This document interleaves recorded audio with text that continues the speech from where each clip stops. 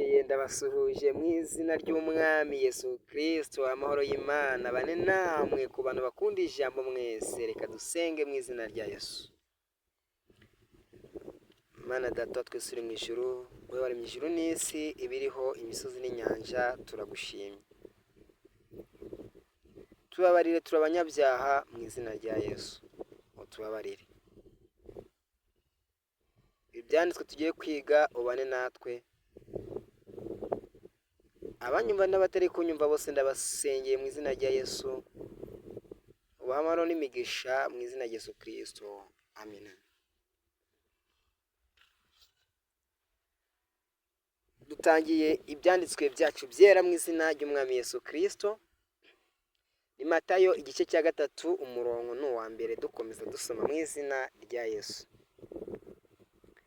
Icyo gihe Yohana Umubatiza atunguka mu butayu bwo muri Yudeya atangaza ati, mwihane kuko ubwami bwo mu ijuru bwegereje. Yohana uwo niwe wari waravuzwe n'umuhanuzi Ezayi ngo, nimwumve ijwi ry'urangurura mu butayu ati, nimutunganye inzira ya Nyagasani, nimumuringanize aho azanyura. Yohana yambaraga umwambaro uboheshejwe ubwoya bw'ingamiya, awukenyeje umukandara w'uruhu. Yatungwaga n'isanane n'ubuki bw'ubuhura. Abaturage b'i Yerusalemu n'abo mu ntara yose ya Yudeya n'abo mu karere kose kegereye uruzi rwa Yorodani baramusangaga, akababatiriza mu ruzi rwa Yorodani, bemerera mu ruhame ibyaha byabo. Yohana abonye abafarizayi n'abasaduseyi benshi baje kubatizwa, arababwira ati, mwa rubyaro rw'impiri mwe, ninde wabagiriye inama yo guhunga uburakari bw'Imana bwegereje? Nuko rero nk'uko igiti cyera imbuto, aba ariko namwe mugira imigenzereze yerekana ko mwihanye. Kandi ntimukirate muti, turi bene Aburahamu, erega ndahamya ko no muri aya mabuye Imana ibasha kuremamo bene Aburahamu. Ndetse n'ubu intorezo irabanguye kugira ngo iteme ibiti ibihereye ku mizi. Nuko rero igiti cyose kitera imbuto nziza kigiye gutemwa gitwikwe. Njyewe ndababatirisha amazi kugira ngo mwihane, ariko nyuma yanjye hagiye kuza undusha ububasha, ntibinkwiriye no kumukuramo inkweto. We azababatirisha umwuka muziranenge n'umuriro. Dore afashe urutaro ngo agosore impeke, azihunike mu kigega, naho umurama awucanisha umuriro utazima. Nyuma Yesu ava muri Galileya ajya kuri Yorodani, asanga Yohana ngo amubatize. Ariko Yohana aramuhakanira ati, ni jye wari ukwiye kubatizwa nawe, none ni wowe unsanze? Yesu aramusubiza ati, emera ubikore kuko ari byo bikwiriye, kugira ngo tuboneze ibyo Imana ishaka. Yohana aherako aremera. Yesu amaze kubatizwa ahita ava mu mazi. Muri ako kanya ijuru rirakinguka, abona umwuka w'Imana amumanukira asa n'inuma. Nuko humvikana ijwi ry'uvugira mu ijuru ati, uyu ni umwana wanjye nkunda cyane, niwe nishimira. Aleluya. Dusoreje ijwi rivugira mu ijuru riti, uyu ni umwana wanjye nkunda, niwe nishimira. Ndabasengeye abari kunyumva mu izina rya Yesu. Imana nutanga umugisha n'amahoro ibikoresheje akanwa kayo mu izina rya Yesu. Mwebwe muri kunkurikira munyumve, mwumva amagambo y'Imana atari ayanjye. nta busobanuro mfite buhagije, ariko nimwe mubasha gusobanukirwa mubitewe na Kristo umwami w'Imana. Turi ku cyigisho cya Yohana Umubatiza,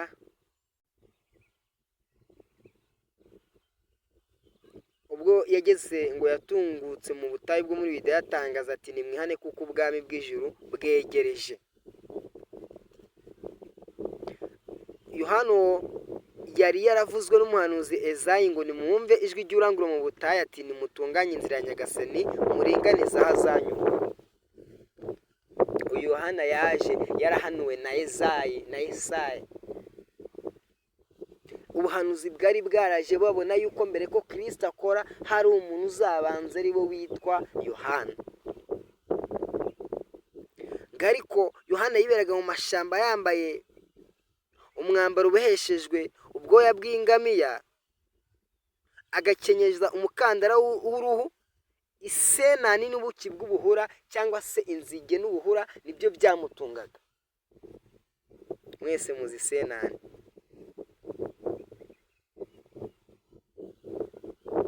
Ariko abaturage bose ab'i Yerusalemu n'abo mu ntara yose y'Yudaya n'abo mu karere kose kegereye uruzi rwa Yorodani baramusangaga akababatiriza mu ruzi rwa Yorodani, bemera mu ruhame ibyaha bakoze, bakabyemera bakemera ko babirekuye bakabatizwa. Ngo Yohana abonye abafarisayo n'abasaduseyi benshi baje kubatizwa, arababwira ati mwabana b'imirimo ninde wabagiriye inama yo guhunga uburakari bw'Imana bwegereye? Yarabonye abona ko ari abana b'imiri, ni abana bamira buri kimwe cyose, batitaye n'abana b'imiri n'ab'inzoka, ntacyo batinya baramira. Aho uri n'aho ugenda hose hari inzoka z'imiri zimira. Yesu naravuga ngo mwabana b'inshiramwe, niko nidukomeza gusoma niko tuzobisanga. Ariko nk'uko igiti cyera imbuto aba ariko namwe mugira imigenzereze yerekana ko mwihanye. Arabwira ngo uko igiti cyera imbuto ukabona bati iki giti cyeza imbuto turi kuzibona, namwe mugaragaza imbuto zanyu. Izo mbuto tubone ibintu mweze, tubone ko mbese ibi bintu bari kwera, izi mbuto tubonesha amaso imirimo yabo, imirimo yabo myiza bari kuvuga ngo barayifite tutayibona bayigaragarize muri rubanda. Arabwira ngo kandi nimukirate muti turi bene Aburahamu, ngo erega ndamya ko no muri aya mabuye Imana ibasha kuremamo bene Aburahamu. Arabihamya. Arabwira ngo ariko interezo irabanguye kugira ngo iteme ibiti ibihereye ku mizi, nuko rero igiti cyose kitera imbuto nziza kigiye gutemwa gitwikwe. Aravuga ngo interezo irimo irashungura. Haleluya. Ngenda babatirisha amazi kugira ngo mwihane, ariko nyuma yanjye hagiye kuza undusha ububasha, ntibinkwiriye ko namukuramo n'inkweto, kuko azababatirisha umwuka muziranenge n'umuriro. Atangiye kuvuga ko hari umuntu uzaza, uwo muntu ndetse namara kuza ngo ntabwo asanzwe ko azabatirisha amazi n'umuriro. Nidukomeza gusoma tuzanasanga ko Yohana na Yesu usibye igihe baramukanyaga ababyeyi, ariko ntibigeze bongera guhura mu buto bwabo, kuko umwe yagiye kuba mu gihugu cye undi aba mu gihugu cye, ahubwo bahuye abana bamaze kuba bakuru.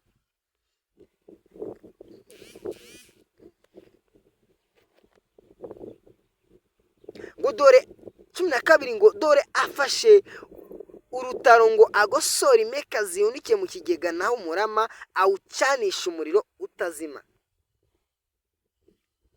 13 nyuma Yesu ava muri Galileya ajya kuri Yorodani asanga Yohana ngo amubatize, ariko Yohana aramuhakanira ati ninjye wari ukwiye kubatizwa nawe, none ni wowe unsanze. Yahise amenya uwo ari we.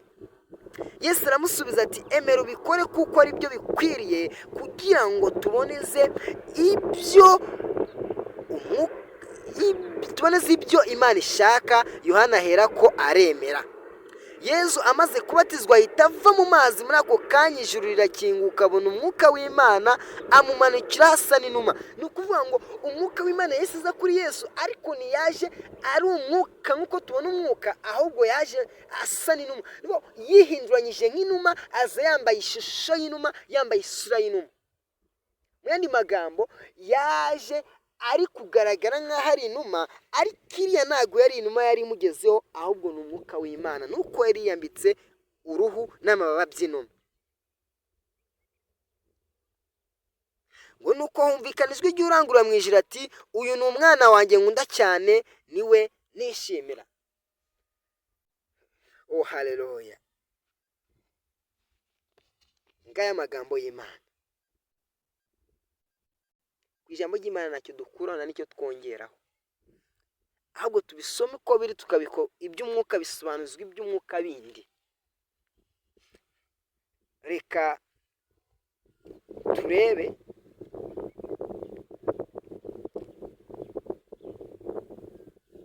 Abami ba kabiri 1:8. Turasoma mu izina rya Yesu.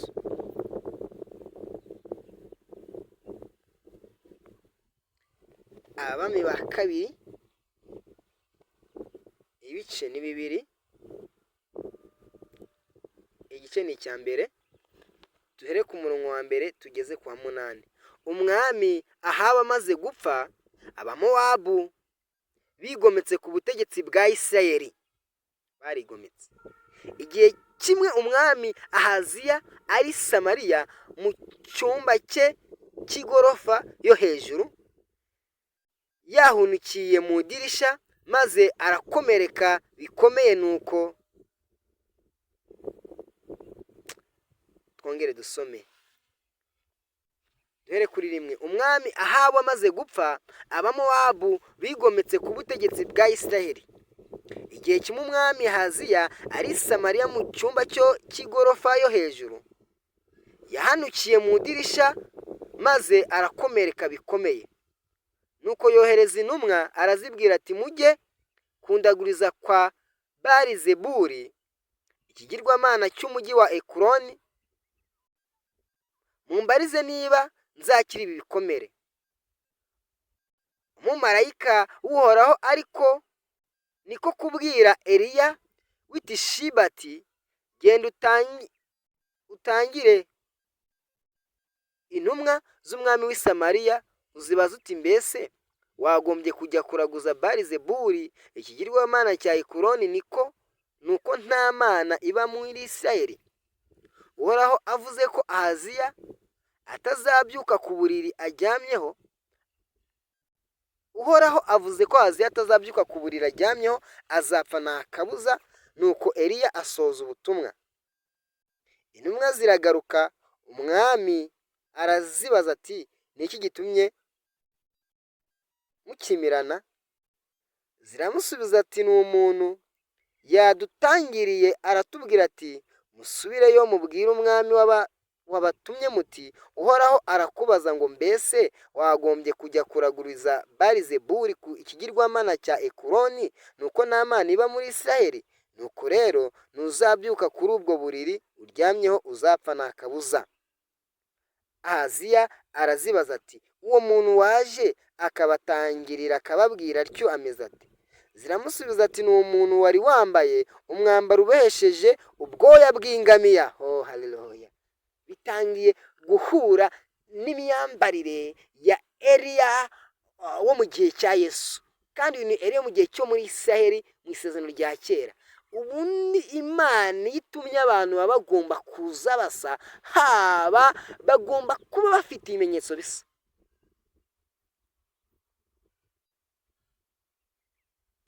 Awukenyeje umukandara w'uruhu, umwami aravuga ati, uwo ni Eliya w'i Tishibu.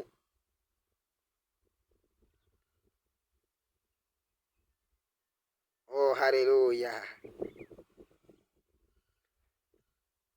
Amina. Uku niko ibyanditswe bivuga.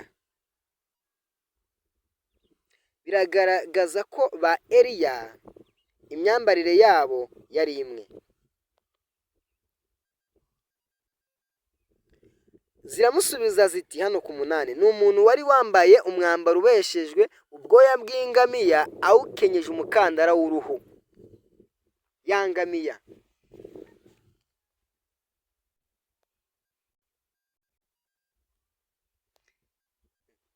haleluya. ba Eliya dufite ni babiri, n'undi wa gatatu umwe William Marion Branham. Abo nibo ba Eliya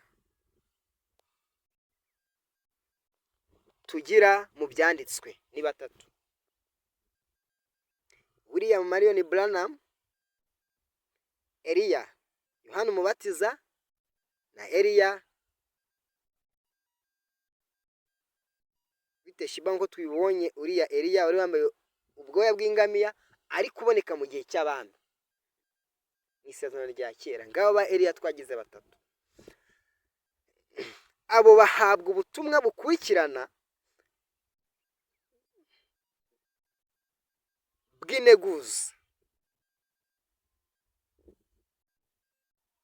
Buri umwe aba afite icyo ari gutegura.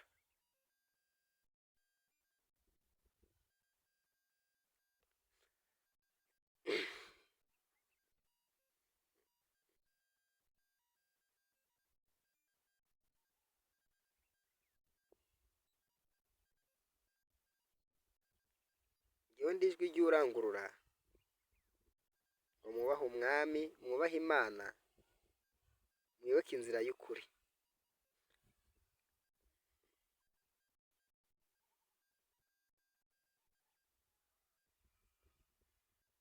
Turasoma mu izina rya Yesu kuri 13, ibice bitatu 13. Nyuma Yesu ava muri Galilaya ajya kuri Yorodani asanga Yohana ngo mubatize, ariko Yohana aramuhakanira ati, ninjye wari ukwiriye kubatizwa nawe, none ni wowe unsanze. Yesu aramusubiza ati, emera ubikore kuko ari byo bikwiriye kugira ngo tubone ibyo Imana ishaka. Yohana aherako aremera. Yesu amaze kubatizwa ahita ava mu mazi. Muri ako kanya ijuru rirakinguka, abona umwuka w'Imana amumanukira asa n'inuma. Nuko humvikana ijwi rivugira mu ijuru riti, uyu ni umwana wanjye nkunda cyane, niwe nishimira. Amina.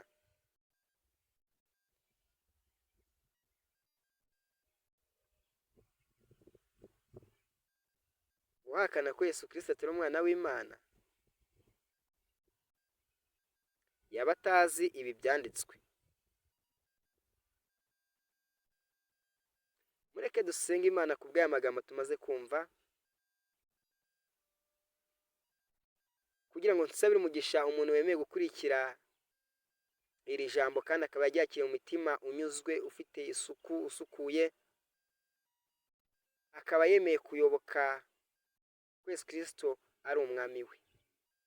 Niba mwemera ko ari umwana w'Imana, wowe ubyera mu mitima yawe ukaba wabihamirisha ikiganza, reka ngusengere uhabwe umugisha n'Imana mu izina rya Yesu.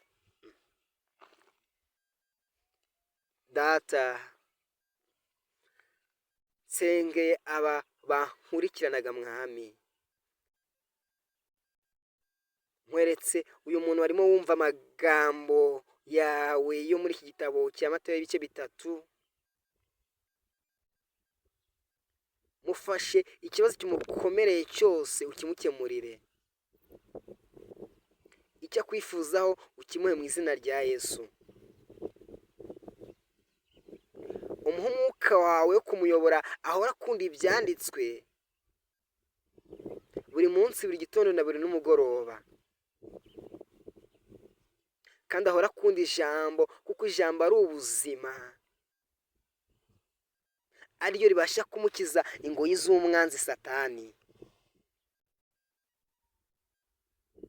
Umuhe kunesha igihe cyose arwana, kugira ngo ajye arwana kandi atsinde, kandi ijambo rimugezeho riruka amazi y'ubugingo muri we, agutegereze kugeza igihe uzazira mu izina rya Yesu. Amina.